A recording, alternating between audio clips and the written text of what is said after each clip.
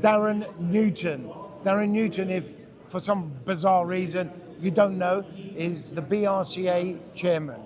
Darren. How you doing, everybody? And Tony. Good friend, Tony. Yeah, you are here racing 1/10 off-road. I am. And it's my own car. Never. It's not been, so for those that don't know, for the last few years, I've been like doing invitationals, you know, with like come and sample our class. And you've seen me in a lot of different race meetings. Yep. I've been convinced that 10th off-road is where I should be racing. Right, okay. I've never really done it before, apart from, you know, loaners. Yeah. But this is my own car. Right. I've come to drive myself. But I have to say, you've had a couple of runs out there and they've been really good. They're okay. They're not really good by my normal standards, but they're really good for 10th off-road Well, for me. okay, you're probably not going to win championships, but Not yet. Listen, right? I thought they were really good. Are you enjoying it? Yeah, I'm really enjoying it. I like the buzz and the feel. Yep. So I get to go around a lot of the sections, and every section has its own different feel. You'll appreciate this. You've done of course. You've done different sections, and there's different feels to each one. And at the moment, the point that I'm at in my racing career, I really like the feel of these meetings, and I really like the people that I'm around. And it's not that they're not fiercely competitive. They are. They're as fierce as any of the classes that I'm involved with or go to. There's just I don't know if I can't explain it, but there's definitely a better feel. Okay. Is it the organisation, the commentary, the tight style of racing, the cars, the layout? What is it? Permission to be honest. Yeah, absolutely. So I actually think that because, especially when you're going over the bumps and whatever, it's quite easy for the cars to touch. Yep. Accidentally, of course. Yeah. And I think it's a bit more accepted. It's still, people don't like it, but it's a bit more accepted that accidents happen. Yep. So in other forms of racing, where you have to be more precise with, like on-road racing, if you touch somebody in on-road, it's like, you know, you're in trouble. Yep. I think in off-road, if you happen to go over a bump and you sort of come into each other, it's a bit more accepted. So you get this much more relaxed approach to the racing because of the bumps. There's this unknown element that's thrown in. And I think, okay, the meetings are fantastically run, you know, but I think from the racer side of it, I think the reason why we get such a nice feel is that's my view anyway. Because the racing is more accepted for that, so you don't get as many people. We know when you get competitive, you can get a bit upset or fraught, or tensions can run high. I see less of that here. I see much more chilled out. Okay. Let me. Lastly, I want to sort of ask you. You've been the head of the BRCA for a while now. Do you think we're improving? Yes. I mean, I know the answer, of course, because I'm part of the organisation as well.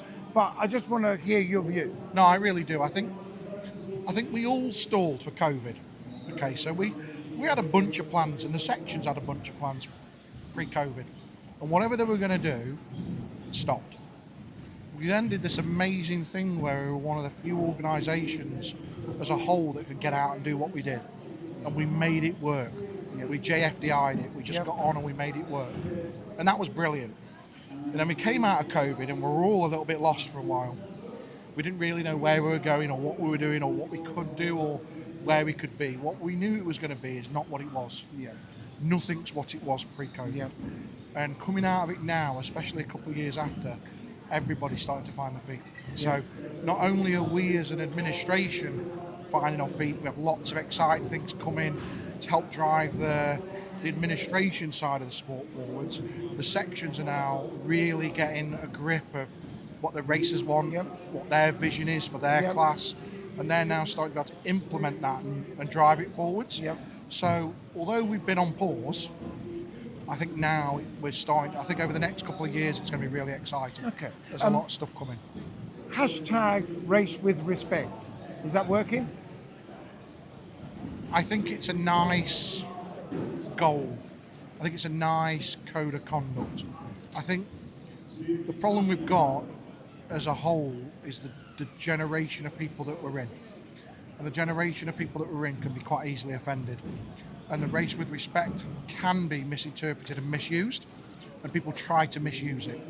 I think when it's used with the intent that it was written for, I think it's a brilliant code of conduct to adhere to.